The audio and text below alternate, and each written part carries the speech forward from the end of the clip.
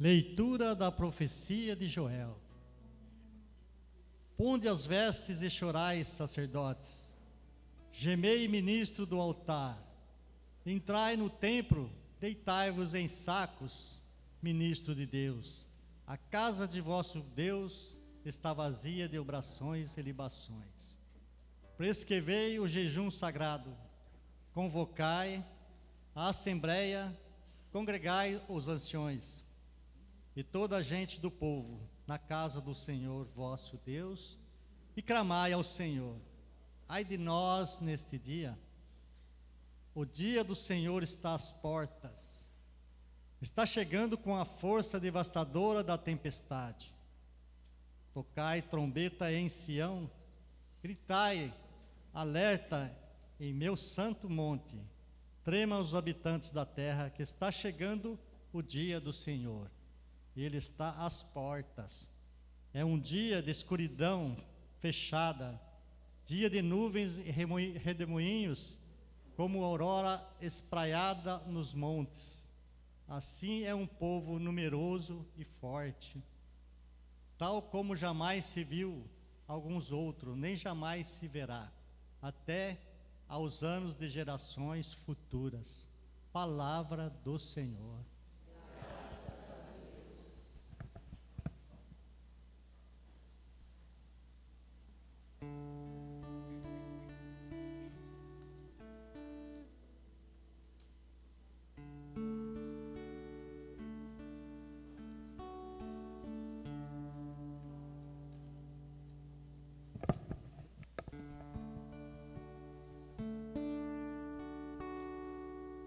O Senhor há de julgar o mundo inteiro com justiça. O Senhor há de julgar o mundo inteiro com justiça. Senhor, de coração vos darei graças, as vossas maravilhas cantarei, em vós exultarei de alegria.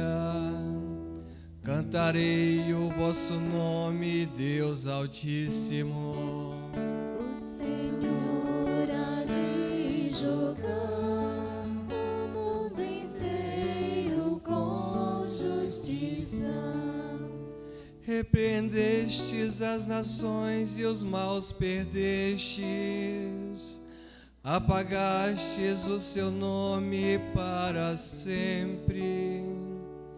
Os maus caíram no buraco que cavaram, nos próprios laços foram presos os seus pés. O Senhor há de julgar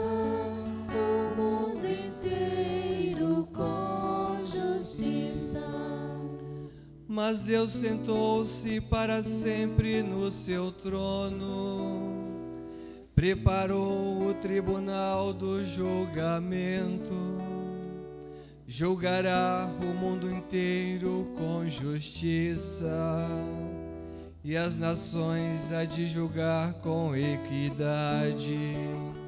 O Senhor há de julgar o mundo inteiro com justiça.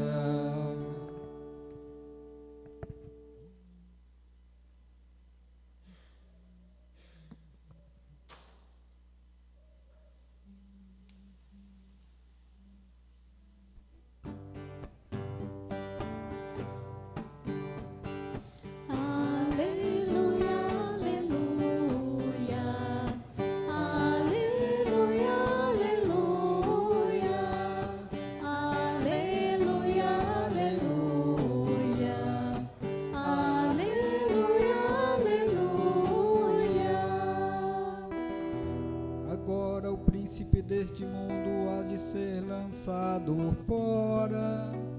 Quando eu for elevado da terra, atrairei para mim todo ser. Aleluia, aleluia, aleluia, aleluia.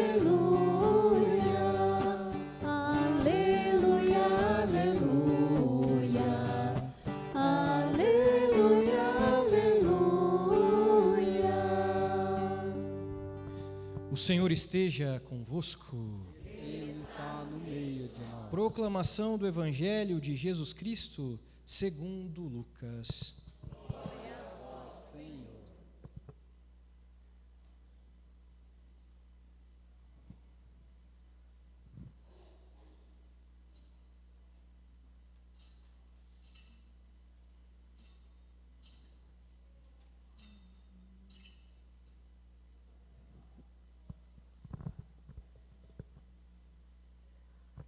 Naquele tempo, Jesus estava expulsando um demônio, mas alguns disseram: é por Beelzebu, o príncipe dos demônios, que ele expulsa os demônios.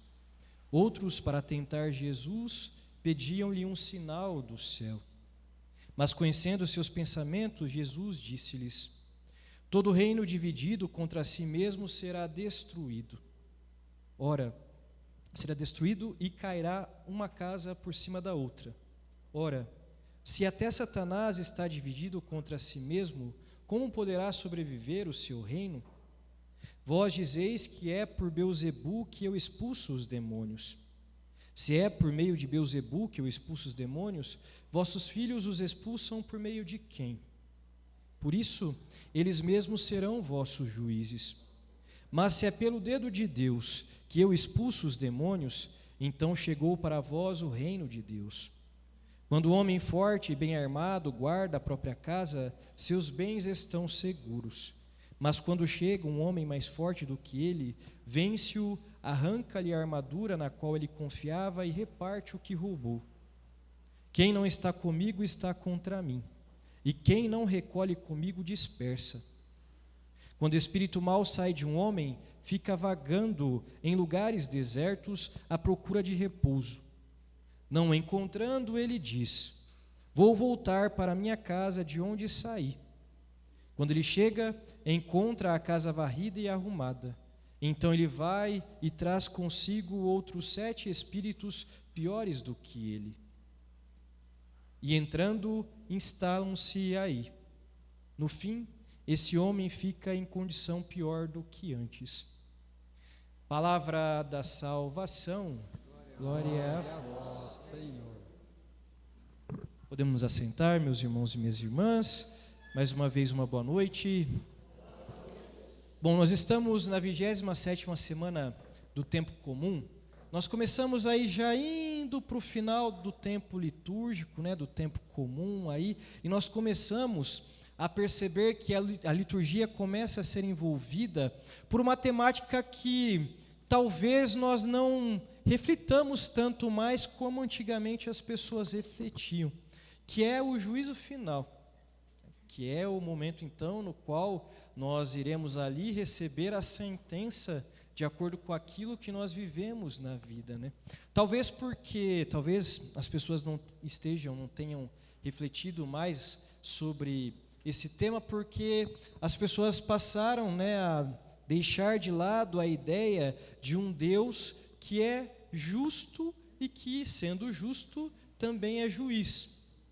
Dentro da dinâmica da fé, muitas vezes a gente acaba se abandonando, e claro, nós devemos nos abandonar, a dinâmica do Deus que é misericordioso. E de fato, Deus é misericordioso. E que seria de nós se Deus não fosse misericórdia, né? Diante dos nossos pecados, diante dos nossos vacilos, nós não podemos usar a misericórdia na nossa vida como uma muleta, né, diante daquilo que é urgente ser mudado. Constantemente, os profetas nos anunciam um movimento de conversão. O Cristo, para poder fazer valer tudo aquilo que os profetas disseram, também veio e nos pediu para que ficássemos no movimento de vigilância, vivêssemos a dinâmica da conversão. Enviou seus discípulos pedindo a todos nós que vigiássemos, que passássemos então a conduta de crer no Evangelho, até porque o reino de Deus está próximo e também o juízo está próximo. O fato é, meus irmãos e minhas irmãs, que aquilo que a gente vê, por exemplo, na primeira leitura, tirada da profecia de Joel, é Joel, né? Deixa eu ver aqui. Joel. De Joel, é algo que é um alerta que é feito pelo profeta e que o Cristo também nos faz constantemente. Nós somos chamados à conversão, ao arrependimento dos nossos pecados. Nós estamos entrando numa dinâmica um tanto quanto sem vergonha, de não nos envergonharmos diante daquilo que a gente faz de errado. A gente tem banalizado aquilo que são as leis de Deus, os seus mandamentos, a gente tem se esquecido daquilo que deve ser feito, e a gente tem levado a nossa vida, que é algo que deve ser levado de uma forma séria, como uma verdadeira brincadeira. E isso é um risco muito grande que cai todos aqueles que se esquecem que Deus, Ele é o Deus também do juízo. Se eu não olho para Deus, se eu não tenho juízo de olhar para Deus, que Deus é um Deus do juízo, que Ele vem para julgar a todos, como diz, por exemplo, o Salmo, e como também vai lembrar Jesus ali também no Evangelho, de forma ali implícita, nós levamos a vida como se fosse uma grande brincadeira. Tá certo que Deus é amor, Deus é misericórdia, como o padre dizia ali, só que um amor que não tem julgamento é um amor barato, é um amor que eu não levo a sério. Um amor que não me convida a uma mudança de vida é um amor que eu não vou levar em consideração, eu vou banalizar, eu vou viver de qualquer jeito. E aqui a gente é convidado até mesmo a olhar para as nossas relações, né? Se eu não vivo um amor que me convida a uma conduta reta, os meus relacionamentos não vão dar certo. Eu vou faltar com aquilo que é necessário para poder corresponder ao amor que alguém dispensa a mim. Então, se um namorado não se coloca na conduta ali de vigiar diante daquilo que ele deve vigiar em relação à sua amada, ele vai acabar perdendo a sua amada, vai acabar perdendo esse amor. Da mesma forma, se o esposo não se coloca, ou a esposa não se coloca numa conduta de vigilância diante daquilo que são as obrigações ali matrimoniais, as obrigações de uma vida de casal, vai acabar perdendo esse amor por conta de querer viver uma conduta, uma vida de solteiro, por exemplo, uma vida ali que vivia antes, que não tinha tanta preocupação assim, pelo fato de ter alguém do lado ali e que de alguma forma deve ali um respeito, né? Existe ali, deve-se um temor ali, um temor não no sentido daquilo que afasta, mas um temor no sentido de que eu tenho um cuidado, né? Eu preciso cuidar e zelar por aquele que também é convidado a zelar por mim.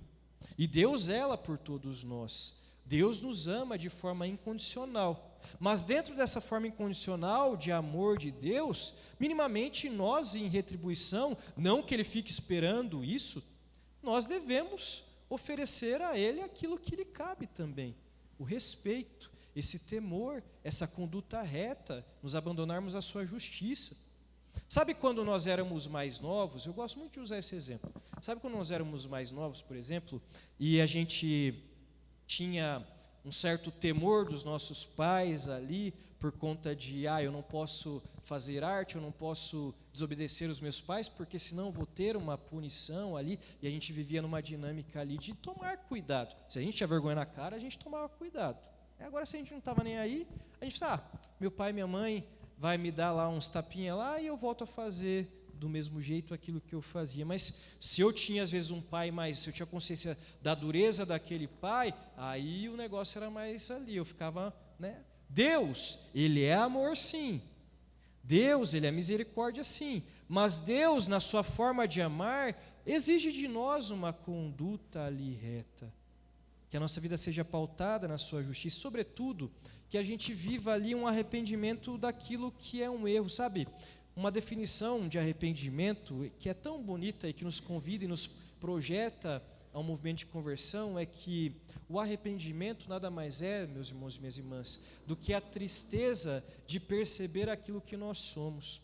O arrependimento vem tocar a vida do filho e da filha de Deus quando ele percebe que ele não tem sido um bom filho, quando ele percebe que ele não tem sido digno do amor que Deus dispensa por ele.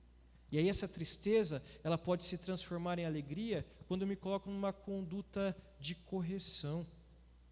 Aqui, na primeira leitura, tirada do profeta Joel, nós vemos lá o profeta que exorta o povo a se entristecer, mas não entristecer-se no sentido de ficar ali vivendo uma mortificação, uma tristeza ali que não vale de nada, mas se entristecer no sentido de olhar para a sua vida num movimento de arrependimento e perceber a tristeza que é ser aquilo que eles eram, o quanto eles estavam afastados da vontade de Deus e se colocarem numa conduta de se colocarem ali numa vida reta, porque o profeta vai dizer ali que vai vir o dia do Senhor, e eu preciso estar atento, preciso estar vigilante a esse dia do Senhor.